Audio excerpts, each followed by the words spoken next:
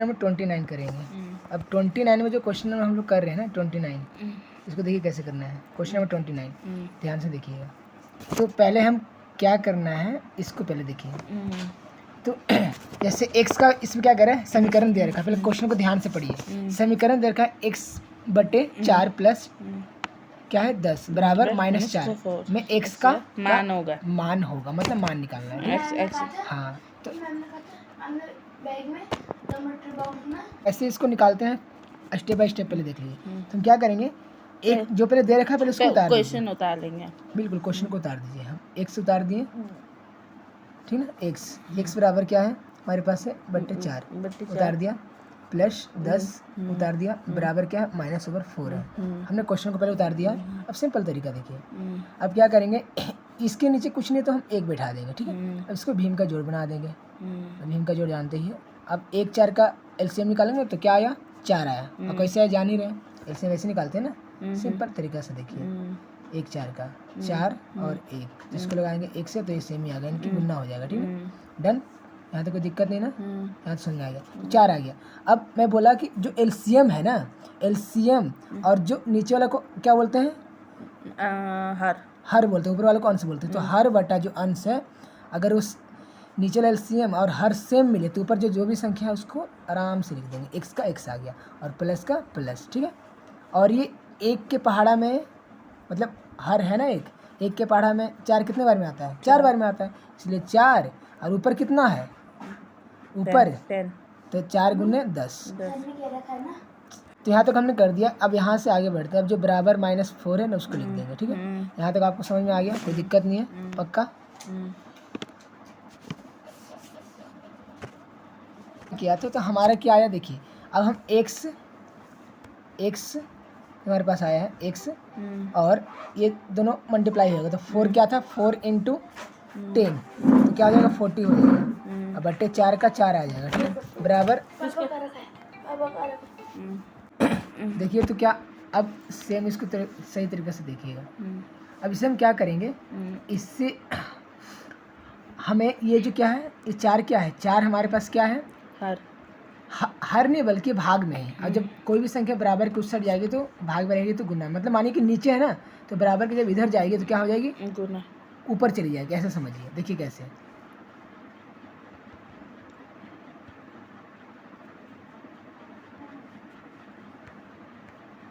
देखिए, ठीक।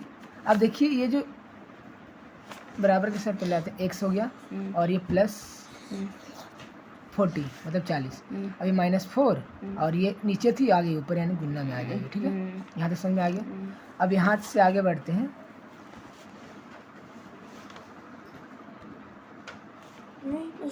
दोनों को मल्टीप्लाई करने से कितना आगे देखिए। अभी x प्लस दीदी x प्लस 40 बराबर, और ये क्या था 4 गुने 4 माइनस और प्लस माइनस हो जाएंगे तो 16 हो जाएगा। अब देखिए, अब अगला क्या कह रहा है, अभी x को सिर्फ मान निकाल तो x को इधर छोड़ देते हैं, ठीक है। अब ये -16 जो है ना, -16 रह जाएगा और ये प्लस में जो है ना इधर आ जाएगा। तो प्लस में जब इधर आएगा तो ये माइनस जो प्लस है वो माइनस हो जाएगा और 40 के 40, ठीक है। यहाँ तक समझ में आ रहा है। x का वैल्यू निकालना है, x को छोड़ देंगे। और जब दोनों संख्या माइनस में हमारी है, ये जो दोनों संख्या है ना ये क्या है हमारी माइनस में है, 16 और ये 40, तो दोनों संख्या जुड़ जाएगी। तो 16 और 40 जुड़ेगी तो क्या हो जाएगा 54 हो जाएगा, सॉरी 56 हो जाएगा।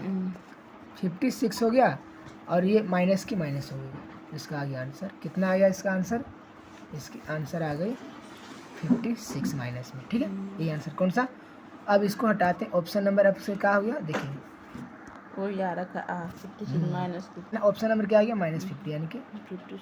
हाँ, कौन सा ये सही में आया। कैसे करना है पक्का, जिस बार एक बार जरूर देख लीजिएगा, अगर नहीं समझ में आया तो अच्छी तरह आ जाएगा और, ठीक है। क्वेश्चन नंबर कौन सा, आप 31 देखिए। 31 क्वेश्चन है, क्या कह रहा है कि सबसे छोटी समअभाज्य संख्या क्या है। सबसे छोटी जो समअभाज्य संख्या है ना वो क्या होती है, सबसे छोटी समअभाज्य संख्या होती है 0। सबसे छोटी तो 0 ही है, बट ये 0 नहीं है। और ये सबसे छोटी अब समअभाज्य संख्या हो जाएगी ये 2 हो जाएगी। सम अभाज्य का मतलब क्या होता है, पहले इसको समझ लिए तो आपको आ जाएगा समझ। सम अभाज्य का मतलब ये होता है, देखिए सम अभाज्य कहने का मतलब ये होता है ना, कोई भी संख्या जो है ना वो सम रहेगी। और सम का मतलब जो 2 से भाग लगाने पर पूरा पूरा कट जाएगी, ठीक है। जैसे स्टार्टिंग होती है 2, 4, 6, 8, मतलब 2 का गैप होगा, एक को छोड़ दिए 2 का गैप, मतलब 2 का गैप, 4 फिर 6, 2 का गैप किया ना, फिर इसके बाद क्या आएगा 8, फिर इसके बाद 10, ऐसे करते करते 2 का टेबल समझो। हाँ 2 का टेबल पूरा एकदम बड़ा तक, ठीक है ना। 2 का क्या होगा, गैप होता चला जाएगा। सम अभाज्य संख्या, इसलिए इसका आंसर हो जाएगा 2। क्या हो जाएगा, ब। सम भी है अभाज्य भी है, वो संख्या जिसका भाग किसी से ना जाए। हाँ, जो सिर्फ एक ही संख्या से लगे, एक संख्या से ही लगे। आपने पढ़ा होगा डेफिनेशन, 2 मतलब 2 है तो 2 और किसी से नहीं लगना चाहिए, इसलिए समअभाज्य संख्या 2 ही है, ठीक है। अगला question, question number 33 question number क्या कह रहा है कि दो असमान परमेय संख्याओं के बीच में परमेय संख्या होती है।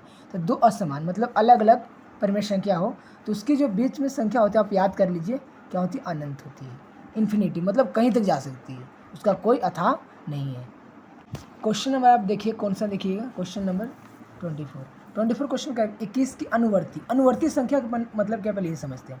अनुवर्ती का मतलब ये है ना कि जब कोई संख्या जैसे 21 है तो 21 क्या है, ये विषम है, ठीक है, तो विषम ही आना चाहिए। तो हम 22 हम अगर लिखेंगे तो 22 क्या सम है, आपको मैंने बोला है कि 2 से लगने वाला, तो ये नहीं होगा, एक संख्या को छोड़कर तो हो जाएगा 23। इसके बाद 23 के बाद एक और अनुवर्ती की बात करें तो बल्कि 24 ना होकर क्या हो जाएगा 25। एक और अनुवर्ती की बात करें तो एक और छोड़कर 26 को छोड़कर 27। ये सारी क्या होती अनुवर्ती है। तो यही 21 की अनुवर्ती कौन सा ऑप्शन दे रखा है, 20, 19 तो होगा नहीं क्योंकि ज़्यादा जाएगा ना, इसलिए इसका आंसर होएगा क्या हो जाएगा दीदी, इसका आंसर हो जाएगा 23। इसलिए क्या हो गया 23 हो जाएगा, ठीक है, डन। देखिए अगला क्वेश्चन क्या कह रहा है, 1 घन मीटर यानी कि 36 से देखेंगे, 1 घन मीटर बराबर क्या होता है। तो 1 घन मीटर बराबर मतलब 1 घन, जैसे 1 घन कहने का मतलब जो होता है ना क्यूब होता है, ये होता है, ठीक है। तो इसका मतलब होता है, मतलब ये संख्या कितने बार होगा, 3 बार गुना होगा, ठीक है, ये होता है, ठीक है। 1 ही कम 1, हाँ, और 1 ही कम 1 मीटर की, तो मीटर का मतलब 1 मीटर इक्वल टू कितने सेंटीमीटर होते हैं, तो 1 मीटर इक्वल टू बराबर होते हैं 100 सेंटीमीटर। 1 मीटर में कितना सेंटीमीटर होता है, 100 सेंटीमीटर। तो ऐसे ही आपको घन कह रहा है ना, तो घन का मतलब 3 बार आपको करना है, 100 से मल्टीप्लाई, कितना से करना है 3 बार, तो 100 गुना 100 गुना 100। क्वेश्चन थोड़ा गलत दे दिया, एक यहाँ क्या कहते हैं लीटर देता है, बल्कि यहाँ दे दिया है लीटर, नीचे लीटर ऊपर मीटर, हाँ ऊपर में। वैसे आंसर से आ रहा है 1 घन सेंटीमीटर। बात आएगी कि 1 लीटर बराबर क्या होता है, 1 लीटर इक्वल टू क्या होता है 1000 लीटर ही होता है, 1000 लीटर, सॉरी 1 मिलीलीटर ना, 1 लीटर पर क्या होता है 1000 ml होता है, ये देगा तो सही होगा, ठीक है। भी प्राकृतिक संख्या की बात करें तो 38, ठीक ना, प्राकृतिक संख्या की बात करें तो मतलब सिंपल संख्या जो नेचुरल संख्या 1, 2, 3 मतलब गिनती की संख्या को प्राकृतिक कहते हैं। तो ये √2 नहीं होगा, ये पॉइंट वाले हैं, ये भी पॉइंट वाले हैं, तो ये ना होकर क्या हो जाएगा, आंसर हो जाएगा 2, मतलब सिंपल संख्या को प्राकृतिक संख्या बोलते हैं, ठीक है। अब निम्नलिखित में से कौन सी परमेय संख्या था, परमेय संख्या मतलब जिसे p/q के रूप में लिखते हैं, और ये तो p/q के रूप में हो गया, परमेय हो गया। और अपरमेय जैसे देखिए ये भी 22/7 एक परमेय है। अब ये इसको हटाइएगा तो 1 आ गया है पॉइंट के बदले, और 2 है तो 2 0, ये भी एक परमेय है, ठीक है। अब ये देखिए ये भी एक परमेय ही है, ये 4 का वर्ग कीजिएगा ना, तो 4 का वर्ग कीजिएगा तो क्या हो जाएगा, 4 का वर्ग कीजिएगा ना तो क्या हो जाएगा बताइए, 4 का आप वर्ग कीजिएगा तो क्या होगा, 4 चौको 16, 4 चौको 16, 4 हो जाएगा, ठीक। और इसलिए इसका आंसर 5/4 हो गया, ठीक है। इसलिए इसका अब ये पाई जो है ना, पाई एक परमेय नहीं है, इसलिए पाई इसका आंसर हो जाएगा।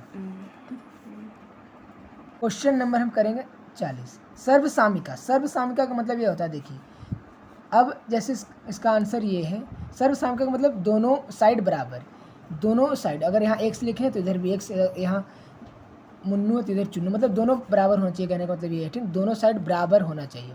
अब कैसे इसको देखेंगे, देखिए जैसे यहाँ दे रखा है 2 इससे सॉल्व करता हूँ, आपको बताता हूँ। 2x + 1 equal to 2x + 2। अब देखिए 2 से मल्टीप्लाई किया मैंने x को, तो क्या आ गया, यहाँ देखिए 2 हो गया 2x, और ये 2 को हम फिर करेंगे दोबारा x से, तो क्या हो गया 2 हो गया, तो +2 लिखेंगे ना, तो +2 लिख दिए। अब ये 2x + 2 इस साइड भी है ना 2x + 2, तो इसलिए सर्वसामयिक का मतलब दोनों साइड बराबर होना चाहिए, तो इसका आंसर आ गया ब। समझे कैसे हुआ?